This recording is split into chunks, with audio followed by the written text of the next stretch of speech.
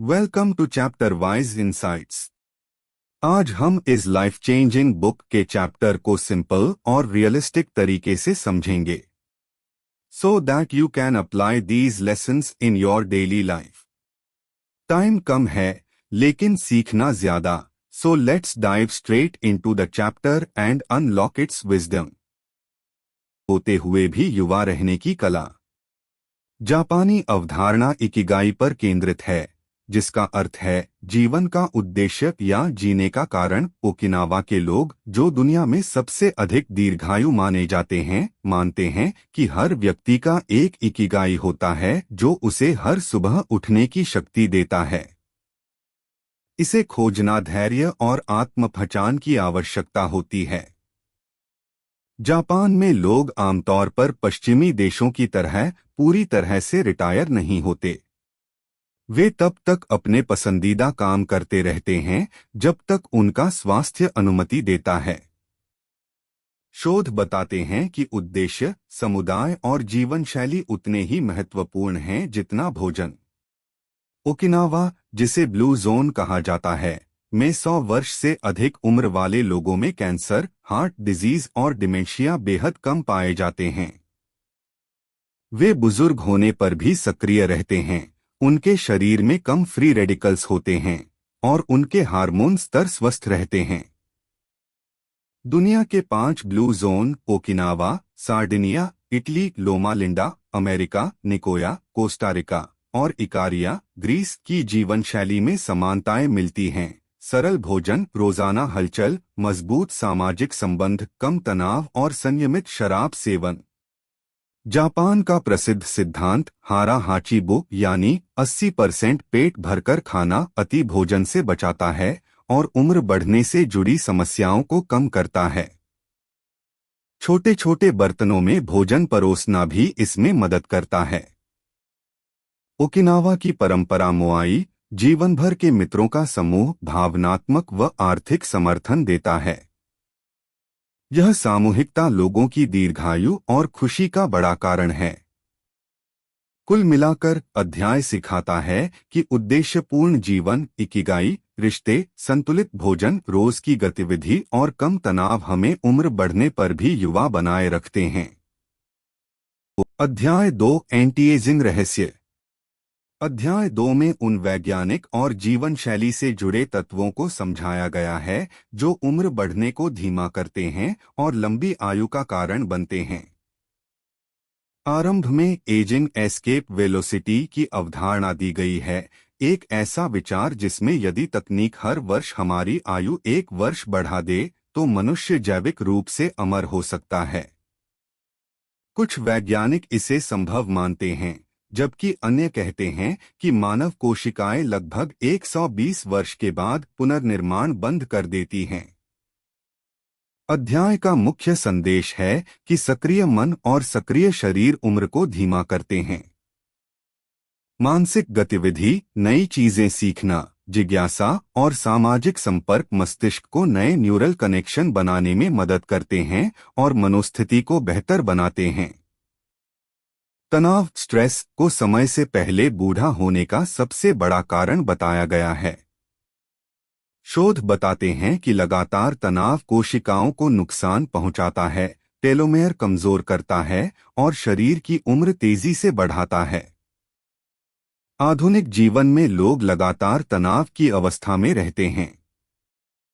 Mindfulness, ध्यान, श्वास अभ्यास और आत्मजागरूकता तनाव कम करने में महत्वपूर्ण भूमिका निभाते हैं। एक रोचक तथ्य यह भी है कि थोड़ा सा तनाव लाभदायक होता है। जो लोग जीवन में हल्की चुनौतियों का सामना करते हैं, वे अधिक लंबे और स्वस्थ रहते हैं। इसके बाद अध्याय बताता है कि ज्यादा बैठना, सेडेंटरी लाइफस्टाइल, कई बीमारियों का कारण है और तेजी से उम्र बढ़ाता है। सरल बदलाव जैसे रोज 20 मिनट चलना, सीढ़ियां चढ़ना, टीवी कम देखना, फल खाना, पर्याप्त नींद लेना और स्वस्थ दिनचर्या अपनाना जीवन प्रत्याशा बढ़ाते हैं।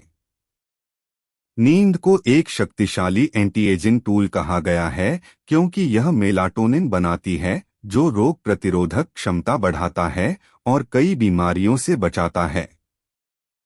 उम्र बढ़ने पर मेलाटोनिन कम होता है, लेकिन अच्छी नींद, सूर्य प्रकाश और कम तनाव इसे बढ़ाने में मदद करते हैं। अंत में अध्याय बताता है कि सकारात्मक सोच, भावनात्मक संतुलन, शांत स्वभाव और कठिनाइयों का सामना करने की क्षमता दीर्घायु लोगों की सामान्य विशेषताएं हैं। ओकिनावा की एक 100 वर्षीय महिला द्वारा गाया गया गीत अध्याय को समाप्त करता है, जो हल्का भोजन, जल्दी सोना, जल्दी उठना, चलना, दोस्तों से मेलजोल और जीवन को शांति से जीने का संदेश देता है। अध्याय 3 लोगोथेरेपी से इकिगाई तक। अध्याय 3 विक्टर फ्रेंकल की लोगोथेरेपी और जापानी थेरापी परंपराओं को इकिगाई, जीवन के उद्देश्य से जोड़ता है। लोगोथेरेपी लोगों को जीने के कारण खोजने में मदद करती है और बीते समय की समस्या के बजाय भविष्य के अर्थ पर ध्यान केंद्रित करवाती है। फ्रेंकल अक्सर मरीज से पूछते थे, आप आत्महत्या क्यों नहीं करते? इससे पता चलता है कि जीवन के लिए कारण होना कितना महत्वपूर्ण है। लोगोथेरेपी की प्रक्रिया 5 चरणों में बताई जा सकती है। 1. खालीपन या चिंता महसूस करना। 2. इसे अर्थ की चाह समझना। 3. वर्तमान समय के लिए जीवन का उद्देश्य खोज लेना। 4. स्वतंत्र इच्छा से उस उद्देश्य को अपनाना या छोड़ना। और 5. नए उद्देश्य से कठिनाइयों का सामना करना। अध्याय में लोगोथेरेपी और साइकोएनालिसिस का तुलनात्मक विवेचन है। साइकोएनालिसिस अतीत की जांच करता है, जबकि लोगोथेरेपी भविष्य और अर्थ की ओर देखती है। पहला अंतःप्रेरणा पर, दूसरा आध्यात्मिक आयाम पर जोर देता है। अस्तित्वगत निराशा, एग्जिस्टेंशियल फ्रस्ट्रेशन, को मानसिक रोग न मानकर परिवर्तन का उत्प्रेरक बताया गया है। यह व्यक्ति को इकिगाई खोजने के लिए प्रेरित कर सकती है। संडे न्यूरोसिस रिटायरमेंट के बाद खालीपन इसका उदाहरण है।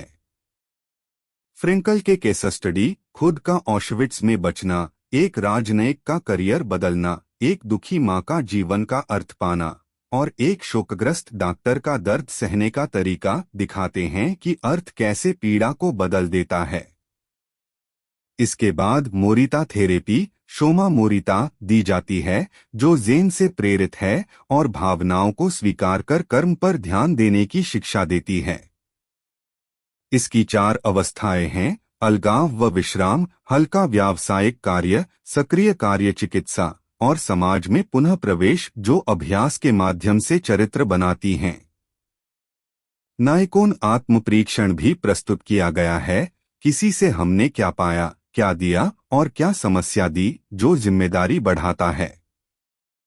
अंत में कहा गया है कि लोगोथेरेपी और मोरिता दोनों इकिगाई तक पहुंचने के व्यावहारिक रास्ते देते हैं, एक ऐसा उद्देश्य जो क्रिया, धैर्य और अर्थ से भरा जीवन प्रदान करता है। अध्याय 4 हर काम में फ्लो ढूंढें। अध्याय 4 बताता है कि फ्लो एक ऐसी मानसिक अवस्था जिसमें व्यक्ति पूरी तरह अपने कार्य में डूब जाता है, खुशी, श्रेष्ठ प्रदर्शन और अपने इकिगाई के करीब पहुंचने की कुंजी है। फ्लो में समय का एहसास खत्म हो जाता है, ईगो मिट जाता है और मन तथा शरीर एकजुट होकर काम करते हैं। मनोवैज्ञानिक मिहाई चिक्सेंटमिहाई के अनुसार फ्लो गहरी एकाग्रता, आनंद और रचनात्मकता की अवस्था है। फ्लो तुरंत मिलने वाले सुख से अलग है। इसमें चुनौती, कौशल और ध्यान की आवश्यकता होती है। ऐसे कार्य जैसे खेल, कला, लेखन, खाना बनाना हमें जीवंत महसूस कराते हैं, जबकि नापसंद काम समय को धीमा कर देते हैं। फ्लो पाने के साथ शर्तें हैं: क्या करना है, कैसे करना है, कितना अच्छा कर रहे हैं, दिशा स्पष्ट होना, चुनौती का स्तर, कौशल का उपयोग और बिना किसी व्यवधान के काम करना। अध्याय फ्लो बढ़ाने के लिए 3 रणनीतियां देता है। ऐसा कार्य चुनें जो आपके कौशल से थोड़ा ऊपर हो। आसान कार्य बोरियत लाता है, कठिन कार्य तनाव। स्पष्ट उद्देश्य रखें। लक्ष्य पर ध्यान रखें, लेकिन उस पर अटके नहीं। एक समय में एक ही काम करें। मल्टीटास्किंग उत्पादकता घटाती है और मानसिक थकान बढ़ाती है। जापान में फ्लो का महत्व खूब दिखता है, चाहे बात हो तकुमी शिल्पकारों की, इंजीनियरों की, सुशी मास्टर ज़िरो ओनो की या कलाकार हायाओ मियाज़ाकी की। ये लोग अपने काम में पूर्ण समर्पण से लगे रहते हैं और इसी से उत्कृष्टता प्राप्त करते हैं। अध्याय माइक्रोफ्लो की भी बात करता है, जहां बर्तन धोने या लिफ्ट चलाने जैसे सामान्य काम भी ध्यान और लय से आनंददायक बन सकते हैं। ध्यान, मेडिटेशन, दैनिक रूटीन और डिजिटल डिस्ट्रैक्शंस कम करने से फ्लो का स्तर बढ़ता है। अंत में उन गतिविधियों की सूची बनाकर जो आपको फ्लो में ले जाती हैं, आप अपने अंदर छिपे इकिगाई के सूत्र पहचान सकते हैं। अध्याय 5 दीर्घायु के गुर सारांश। अध्याय 5 यह अध्याय दुनिया के सबसे लंबे जीने वाले लोगों सुपरसेंटेनरियन 110 वर्ष से अधिक आयु वाले और उम्रदराज कलाकारों की जीवनी और बातों से दीर्घायु के व्यावहारिक सूत्र पेश करता है। भले ही इनका प्रतिशत कम हो और पुष्टि केवल कुछ की ही हुई हो, पर इनके जीवन के सिद्धांत सामान्य और लागू करने योग्य हैं। कई प्रमुख व्यक्तित्वों के उदाहरण दिए गए हैं। मिसाओ ओकावा 117 का रहस्य था आराम, अच्छी नींद और साधारण सुख। मारिया कापोविला 116 ने आभार, धर्म और शाकाहार का योगदान बताया।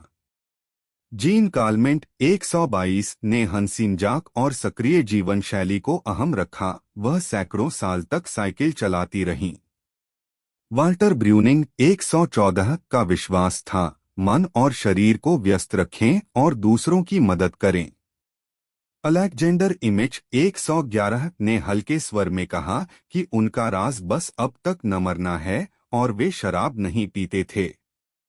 इन कहानियों से स्पष्ट होता है कि कोई जादुई उपाय नहीं, लगातार आदतें, उद्देश्य और सकारात्मक नजरिया मायने रखते हैं। पुस्तक कलाकारों और रचनाकारों का भी जिक्र करती है जो कभी रिटायर नहीं होते, Hokusai Jiro Ono, Hayao Miyazaki, Christopher Plummer, Carmen Herrera इत्यादि।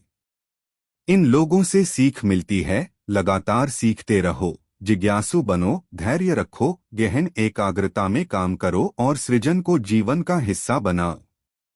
अध्याय के केंद्र में बार बार आने वाले तत्व हैं अर्थपूर्ण काम, इकिगाई, सामाजिक जुड़ाव, शारीरिक व मानसिक सक्रियता, पर्याप्त नींद व आराम और लचीला सकारात्मक दृष्टिकोण। जापान की उच्च आयु आशा को उनके आहार, निवारक स्वास्थ्य सेवा, समुदाय और सक्रिय संस्कृति से जोड़ा गया है। उपसंहार यह है कि दूसरों और स्वयं के लिए सुंदरता व उपयोगिता बनाते रहना, यानी इकिगाई, लंबे और सार्थक जीवन की मूल कुंजी है। अध्याय 6 जापान के 100 वर्षियों से सीख। अध्याय 6 यह अध्याय लेखक यात्रा का वर्णन है जब वे ओकिनावा के ओगिमी गांव पहुंचे, जिसे दीर्घायु का गांव कहा जाता है, और वहां के बुजुर्गों की जीवनधारा, परंपराएं और कहावतें साझा करते हैं। यानबारू जंगल और समुद्री मार्ग से होते हुए पहुंचने पर लेखक महसूस करते हैं कि गांव में समय मानो थम सा गया है, यहाँ के लोग वर्तमान में जीते हैं। ओगिमी की सामाजिक संरचना मोहल्ला आधारित है और समुदायों के छोटे छोटे समूह मोय एक दूसरे की मदद करते हैं। पैसा कम पर आपसी सेवा अधिक मायने रखती है। गांव का जीवन उत्सवों, कम प्रभाव वाले खेलों जैसे गेटबॉल, संगीत, कराओके और बार बार होने वाली छोटी छोटी खुशियों से भरपूर है। लोक कथाएं जैसे बुनाग्या परियों की कहानियां और रयुक्यू शिंतो की आध्यात्मिक प्रथाएं उत्की, उगंजू और पूर्वज पूजा प्रकृति और आत्माओं के साथ गहरा रिश्ता बनाए रखती हैं। माबुई का विचार जीवन की आत्मा और उससे जुड़ी रस्में भी सांस्कृतिक सुरक्षा देती हैं। 100 इंटरव्यू से उभरती मुख्य सीखें। चिंता न करें, दिल को जवान रखें, मुस्कराएं और लोगों को नमस्ते कहें। अच्छी आदतें अपनाएं, सब्जी बगीचा, जल्दी उठना, हल्का व्यायाम, संतुलित भोजन और नित्य कार्य। मित्रता निभाए, रोजाना दोस्तों से मिलना, चाय वार्ता और मिलन जुलन। धीरे जीवन जियो, जल्दीबाजी से बचें, एक एक काम शांति से करें, मौसमों का आनंद लें। आशावादी रहें, हंसी, कृतज्ञता, स्वेच्छा सेवा और उद्देश्य जीवन को बनाए रखते हैं। ओगिमी की खास बातें, हर कोई बगीचा लगाता है, नेबरहुड एसोसिएशंस मजबूत हैं, उत्सव, परंपरा और व्यस्तमगर शांत जीवन शैली आम है, लोग एक दूसरे की मदद युईमारू करते हैं। उनके उद्घोष जैसे बड़े होंगे वैसे मजबूत से स्पष्ट होता है, उपयोगी बने रहें, जुड़े रहें और हर दिन का आनंद लें। अध्याय 7, इकिगाई आहार, सबसे लंबे जीवित लोगों का भोजन। अध्याय 7, यह अध्याय ओकिनावा और अन्य दीर्घायु समुदायों के आहार आचरण का विश्लेषण करता है, जो स्वास्थ्य और लंबी आयु में योगदान देते हैं। जापान की जीवनाशा विश्व में सबसे अधिक है और ओकिनावा राष्ट्रीय औसत से भी बेहतर है। ओकिनावा के आहार की खासियतें, विविधता। 100 वर्षियों ने नियमित रूप से 200 प्लस अलग अलग खाद्य पदार्थ खाए, सब्जियों और सोया, टोफू, मिसो, दालमसूर, शकरकंद, साग सब्जियां और समुद्री शैवाल का अधिक उपयोग। अनाज, विशेषकर सफेद चावल, भोजन का आधार हैं। कुल कैलोरी कम रहती है, लगभग 1785 किलो कैलोरी प्रतिदिन। नमक की मात्रा औसतन कम, 7 ग्राम दिन, और चीनी का सेवन भी बहुत कम है। केंद्रीय आदत हारा हाचीबू है, पेट 80% भरते ही खाना बंद कर देना। छोटे छोटे बर्तनों में परोसा हुआ भोजन और मिठाई छोड़ देना इस नियम को आसान बनाते हैं। मध्यम कैलोरी प्रतिबंध, शोषण न हो, मोटापा, टाइप 2 मधुमेह, सूजन और हृदय रोग के जोखिम घटाने में मदद करता है और IGF-1 जैसे वृद्धिकरण से जुड़े कारकों पर प्रभाव डाल सकता है। वैकल्पिक तौर पर सप्ताह में 1-2 दिन उपवास 5:02 सुझाया गया है। पेयों में सांपिंचा, जैस्मीन ग्रीन टी महत्वपूर्ण है। ओकिनावावासी औसतन 3 कप रोज पीते हैं, क्योंकि ग्रीन व्हाइट टी में एंटीऑक्सीडेंट और कई स्वास्थ्य लाभ होते हैं। स्थानीय फल शिकुवासा नोबिलेटिन, एक फ्लावोनॉयड से समृद्ध है, जो मेटाबॉलिक रोगों और कैंसर के जोखिम को घटाने में सहायक बताया गया है। पश्चिमी पाठकों के लिए एंटीऑक्सीडेंट समृद्ध विकल्पों में हरी सब्जियां, तैलीय मछलियां, साइट्रस और बेरी, साबुत अनाज, जैतून का तेल और संयमित रेड वाइन शामिल हैं, और परिष्कृत चीनी, प्रोसेस्ड बेक्ड आइटम और अत्यधिक डेयरी से बचने की सलाह दी गई है। सार यही है, विविध, पौध प्रधान, पोषकघन खाद्य, नियंत्रित हिस्से, नियमित चाय और सरल होल फूड्स ओकिनावा के जीवन शैली तत्वों के साथ मिलकर दीर्घायु के आहार का मूल है। अध्याय 8, कोमल गतिविधियां, लंबी आयु, सारांश। अध्याय 8, यह अध्याय बताता है कि तेज व्यायाम नहीं बल्कि निरंतर हल्की फुल्की हरकतें ही दीर्घायु की कुंजी हैं, खासकर ब्लू जोन जैसे ओगिमी में। वहां के बुजुर्ग लगातार चलते फिरते रहते हैं, बगीचे की परख, पैदल चलना, कराओके, गेट बॉल आदि। मुख्य संदेश सरल है, ज्यादा चलो, कम बैठो। लंबे समय तक बैठने से चयापचय धीमा पड़ता है, थोड़े थोड़े उठने से नुकसान कम होता है। अध्याय में पूर्वी शारीरिक विधियां, रेडियो टैसो, योग, ताइची, किगोंग और शियात्सु पर वर्णन है। रेडियो टैसो 5-10 मिनट का समूह अभ्यास है, जो जोड़मसल्स को जगाता है और जापान में स्कूलों व बूढ़ों के बीच लोकप्रिय है। योग में सूर्य नमस्कार जैसे आसान आसनों से शरीर और मन जुड़े रहते हैं। योग की अलग अलग शैलियां हर शारीरिक क्षमता के लिए अनुकूल हैं। ताई ची धीमी, तरल मुद्राओं से संतुलन, लचक और मानसिक शांति बढ़ाता है। इसके सिद्धांतों में कंधों की सहजता, ऊपर नीचे शरीर का समन्वय और गति में स्थिरता शामिल हैं। किगोंग जीवन ऊर्जा, ची, को संतुलित करता है। इसकी 5 तत्व श्रेणी अंगों और मस्तिष्क के कार्य में सुधार लाती है। वैज्ञानिक अध्ययनों से रक्तचाप कम होना, हड्डी घनत्व में सुधार, संज्ञानात्मक लक्षणों की धीमी प्रगति और बेहतर हृदय कार्य जैसे लाभ जुड़े हैं। ध्यान, श्वास और हल्के व्यायाम का मेल जैसे 6 उपचारात्मक ध्वनियाँ तनाव घटाता और त्वरित विश्राम दिलाता है। निचोड़, जिम जाने की आवश्यकता नहीं, रोज थोड़ी थोड़ी शारीरिक गतिविधि, चलना, बागवानी, सुबह का छोटा अभ्यास और नियंत्रित श्वास मिलाकर शरीर मजबूत और मन शांत रखें। ये छोटे नियम मिलकर लंबी और स्वस्थ जिंदगी बनाते हैं। अध्याय 9, लचीलापन और वाबी साबी, तनाव से बुढ़ापा रोके बिना जीवन का सामना कैसे करें। यह अध्याय बताता है कि किस तरह लचीलापन, रेजिलियंस, अपने इकिगाई का पालन कठिनाइयों में भी जारी रखना और जापानी विचारधाराएं वाबी साबी तथा इचिगो इचिए तनाव और चिंता से हमें जल्दी बूढ़ा होने से बचाती हैं।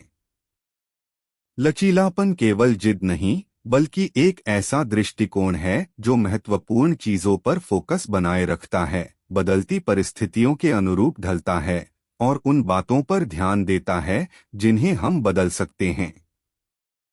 अध्याय में स्तोइक दर्शन और बौद्ध साधना के उपाय सुझाए गए हैं। स्तोइक नकारात्मक कल्पना, वर्स्ट केस सोचना, भावनात्मक संतुलन सिखाती है, जबकि बौद्ध ध्यान भावनाओं का अवलोकन कर उन्हें प्रभावी रूप से निकाल देता है। मुख्य विचारों में वर्तमान में जीना, थिच नहत हंहर और अस्थायीता पर चिंतन, मार्कस ओरेलियस सेनेका शामिल हैं, जो आसक्ति घटाकर दुहक कम करते हैं। वाबी साबी हमें अपूर्णता और क्षणभंगुरता में सुंदरता दिखाना सिखाती है। इचिगो इचिए बताता है कि हर क्षण और मिलन केवल एक बार आता है, इसीलिए उसे पूरा जियो। ये दृष्टिकोण चिंता घटाते और कृतज्ञता बढ़ाते हैं। अध्याय एंटी फ्रेजाइलिटी, तालेब का परिचय कराता है, जिसमें झटकों से मजबूत बनना शामिल है। व्यवहारिक कदम 1, पुनरावृत्तियां बनाओ, एक आय के बजाय कई स्रोत, दोस्ती और शौक। 2, कुछ क्षेत्रों में सावधानी से निवेश करो और अन्य में कई छोटे जोखिम उठाओ ताकि बड़ा नुकसान न हो पर बड़ा लाभ मिल सके। 3, जो कमजोर बनाता है उसे हटाओ, बुरी आदतें, नकारात्मक लोग, अनावश्यक कर्ज और समय बर्बाद करने वाले काम। छोटे छोटे नियंत्रित अनुभव हमें त्रासदी से सीखने योग्य बनाते हैं। निष्कर्ष, लचीलापन, वाबी साबी और एंटी फ्रेजाइलिटी मिलकर एक जीवन दृष्टि देते हैं। अनिश्चितता को स्वीकारिए, कई स्थिर आधार बनाइए, कमजोरियां घटाइए और वर्तमान में जीकर इकिगाई को जीवित रखिए। तब जीवन की चोटें विकास के अवसर बन जाएंगी। अध्याय 9, लचीलापन और वाबी साबी, तनाव से बुढ़ापा रोके बिना जीवन का सामना कैसे करें। यह अध्याय बताता है कि किस तरह लचीलापन, रेजिलियंस, अपने इकिगाई का पालन कठिनाइयों में भी जारी रखना और जापानी विचारधाराएं वाबी साबी तथा इचिगो इचिए तनाव और चिंता से हमें जल्दी बूढ़ा होने से बचाती हैं। लचीलापन केवल जिद नहीं, बल्कि एक ऐसा दृष्टिकोण है जो महत्वपूर्ण चीजों पर फोकस बनाए रखता है, बदलती परिस्थितियों के अनुरूप ढलता है और उन बातों पर ध्यान देता है जिन्हें हम बदल सकते हैं। अध्याय में स्तोइक दर्शन और बौद्ध साधना के उपाय सुझाए गए हैं। स्तोइक नकारात्मक कल्पना, वर्स्ट केस सोचना, भावनात्मक संतुलन सिखाती है, जबकि बौद्ध ध्यान भावनाओं का अवलोकन कर उन्हें प्रभावी रूप से निकाल देता है। मुख्य विचारों में वर्तमान में जीना, थिच नहत हंहर और अस्थायीता पर चिंतन, मार्कस ओरेलियस सेनेका शामिल हैं, जो आसक्ति घटाकर दुहक कम करते हैं। वाबी साबी हमें अपूर्णता और क्षणभंगुरता में सुंदरता दिखाना सिखाती है। इचिगो इचिए बताता है कि हर क्षण और मिलन केवल एक बार आता है, इसीलिए उसे पूरा जियो। ये दृष्टिकोण चिंता घटाते और कृतज्ञता बढ़ाते हैं। अध्याय एंटी फ्रेजाइलिटी, तालेब का परिचय कराता है, जिसमें झटकों से मजबूत बनना शामिल है। व्यवहारिक कदम 1, पुनरावृत्तियां बनाओ। एक आय के बजाय कई स्रोत, दोस्ती और शौक। 2, कुछ क्षेत्रों में सावधानी से निवेश करो और अन्य में कई छोटे जोखिम उठाओ ताकि बड़ा नुकसान न हो पर बड़ा लाभ मिल सके। 3, जो कमजोर बनाता है उसे हटाओ। बुरी आदतें, नकारात्मक लोग, अनावश्यक कर्ज और समय बर्बाद करने वाले काम। छोटे छोटे नियंत्रित अनुभव हमें त्रासदी से सीखने योग्य बनाते हैं। निष्कर्ष, लचीलापन, वाबी साबी और एंटी फ्रेजाइलिटी मिलकर एक जीवन दृष्टि देते हैं। अनिश्चितता को स्वीकारिए, कई स्थिर आधार बनाइए, कमजोरियां घटाइए और वर्तमान में जीकर इकिगाई को जीवित रखिए। तब जीवन की चोटें विकास के अवसर बन जाएंगी। इकिगाई के 10 नियम। सक्रिय रहें, कभी पूरी तरह से रिटायर न हो। अपनी पसंद और उद्देश्य वाले काम करते रहें। धीरे चलें, भागदौड़ कम करें, शांति से जीवन का आनंद लें। पेट को पूरा न भरें। 80% नियम अपनाएं, जरूरत से थोड़ा कम खाएं। अच्छे दोस्तों का साथ रखें। दोस्ती खुशी, सहयोग और मानसिक स्वास्थ्य का स्रोत है। हर दिन शरीर को चलाएं। हल्की नियमित गतिविधि भी लंबी उम्र देती है। मुस्कुराते रहें, यह तनाव घटाता है और लोगों को आपकी ओर आकर्षित करता है। प्रकृति से जुड़े, मन, शरीर और आत्मा को रिचार्ज करने का सबसे अच्छा तरीका। रोजाना कृतज्ञता व्यक्त करें। धन्यवाद देने से खुशी बढ़ती है। वर्तमान में जिए, न अतीत पर पछताए, न भविष्य से डरें। अपने इकिगाई का पालन करें। अपनी वह प्रतिभा जुनून खोजें जो आपके जीवन को अर्थ देती है। अगर आपको ये चैप्टर समरी वैल्यूएबल लगी हो तो वीडियो को लाइक करें और नेक्स्ट चैप्टर की समरी के लिए चैनल को सब्सक्राइब करना मत भूलिए। Chapter wise insights, learning that transforms your life, one chapter at a time. मिलते हैं नेक्स्ट वीडियो में।